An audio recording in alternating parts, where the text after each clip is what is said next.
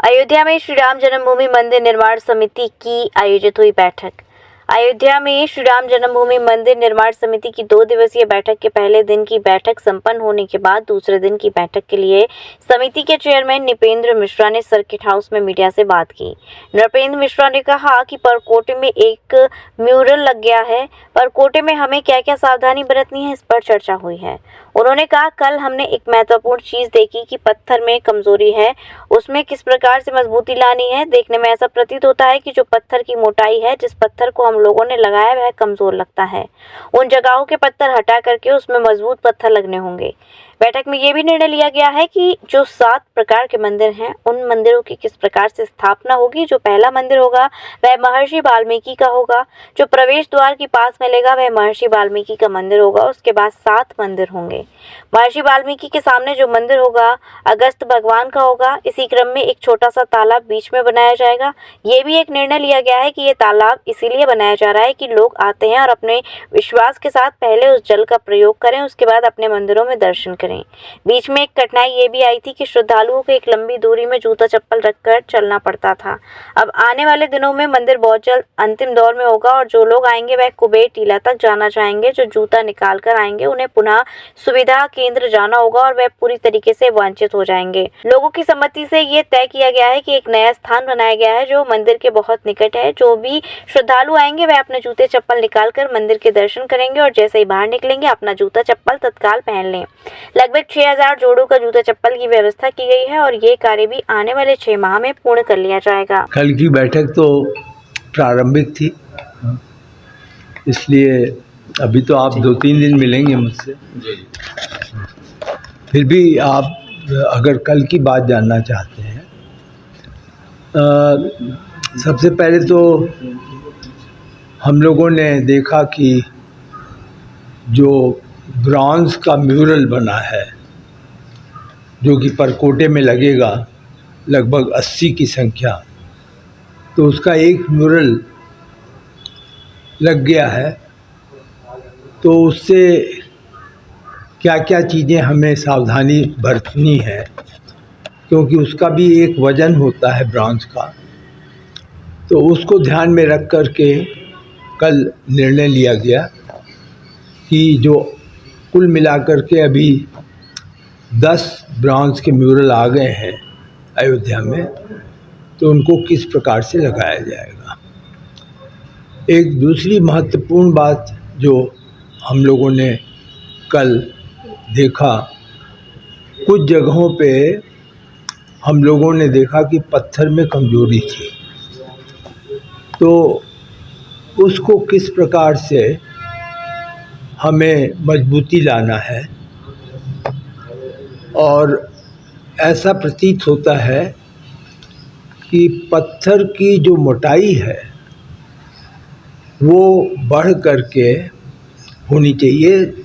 जिस मोटाई की हम लोगों ने वहाँ पत्थर लगाया वो कमज़ोर लगता है, तो कुछ जगहों पे हमें पत्थर हटा करके और दूसरे मकराना के पत्थर लगाने होंगे। एक यह भी निर्णय लिया गया कि किस प्रकार से जो 7 मंदिर हैं, सप्त मंदिर जिसे कहते हैं, उनकी किस प्रकार से मंदिरों की स्थापना होगी। तो सबसे पहला मंदिर जो है महर्षि वाल्मीकि का होगा और वह तत्काल जो मंदिर प्रवेश के पास मिलेगा वह महर्षि वाल्मीकि का होगा। और उसके बाद 7 मंदिर होंगे और ठीक महर्षि वाल्मीकि के सामने 7वां मंदिर जो होगा वो अगस्त्य मुनि का होगा। इस बीच में बाकी 5 मंदिर भी होंगे जिनका निर्णय लिया गया है। ये इसलिए आवश्यक था, आप यूँ समझें कि हर एक ऋषि मुनि की किस प्रकार से अर्चना होगी, उनके श्रद्धालु जो उनमें विश्वास रखते हैं वो किस प्रकार आएंगे, इसको ध्यान में रख करके यह निर्णय लिया गया। और उसी क्रम में जो बीच में एक पानी का, आप यूँ समझें कि एक छोटा सा बहुत छोटा सा तालाब जो है वह बीच में बनाया जाएगा, जिसका कि निर्णय भी ले लिया गया है। बाबू जी, तालाब का क्या वर्ग रहेगा राम मंदिर परिसर? देखिए, ये इसका भी एक अपना महत्व होता है, इसलिए वो आवश्यक है कि वह इन मंदिरों के बीच में बनाया जाए। कुछ लोगों को इस प्रकार का भी विश्वास है कि वह वहाँ पर जल से पहले उपयोग करके, जल का उपयोग करके फिर वो अपने अपने विश्वास के ऋषियों का दर्शन करते हैं। एक कठिनाई आई थी जो कि यह थी कि श्रद्धालुओं को एक बहुत लंबी दूरी में बिना जूता चप्पल के चलना पड़ता था, और अब आने वाले दिनों में जब पूरा मंदिर एक तरीके से अपने में पूर्णता की ओर होगा तो अनेक लोग कुबेर टीला तक जाना चाहेंगे। तो कुबेर टीला तक जूता बिना लिए हुए, क्योंकि अगर उन्हें जूता को फिर से पहनना है, जूता चप्पल को, तो उन्हें सुविधा केंद्र जाना पड़ेगा, जो श्रद्धालु सुविधा केंद्र बना है। तो इसका मतलब यह है कि वह पूरी तरीके से वंचित हो जाएंगे और ऐसी शरीर को भी कठिनाई होगी। तो इसलिए यह तय किया गया, एक नया स्थान बनाया गया है जो कि मंदिर के बहुत निकट है। श्रद्धालु आएंगे, वहाँ पर आकर के वो जूता को अपना सौंपेंगे, मंदिर का दर्शन करेंगे, तुरंत जैसे ही बाहर निकलेंगे अब वह संभव हो पाएगा कि जूता तत्काल पहन लें और फिर बाकी जितना क्षेत्र है मंदिर में जो कॉम्प्लेक्स कहलाता है वहाँ पे वह जा सकेंगे। तो लगभग 6000 जोड़ों का जूता, 6000 से 10,000 जोड़ों का जूता की व्यवस्था की गई है और यह कार्य भी आने वाले 6 माह में पूर्ण किया जाएगा। तो एक नया भवन आप समझिए जिसका निर्माण किया जाए। बाबू जी, एक अहम सवाल, जैसे श्री राम मंदिर में बहुत सारे ऋषि मुनियों का मंदिर बन रहा है, लेकिन जिन्होंने पुत्रेष्ठ यज्ञ किया था श्री सिंघी ऋषि, उनका क्या मंदिर बनाने का भी विचार ट्रस्ट कर रही है? नहीं, ऐसा नहीं है। अब तो जो भी मंदिर हैं उनका निर्णय लिया जा चुका है। भगवान राम से तो बहुत ऋषि मुनि जुड़े थे और अनेक लोगों ने राम पथ गमन में भी उनसे वो किया, प्राप्त किया।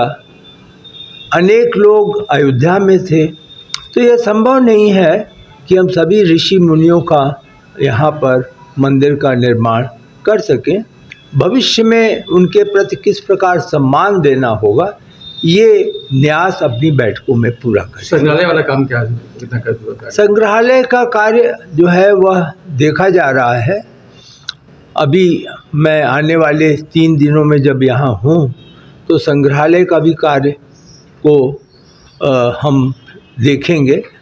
आप संग्रहालय को यूँ समझ करके चलें कि सबसे पहला इस प्रकार के संग्रहालय के लिए आवश्यकता होती है स्क्रिप्ट राइटिंग, यानी वहाँ पर हम क्या दिखा रहे हैं।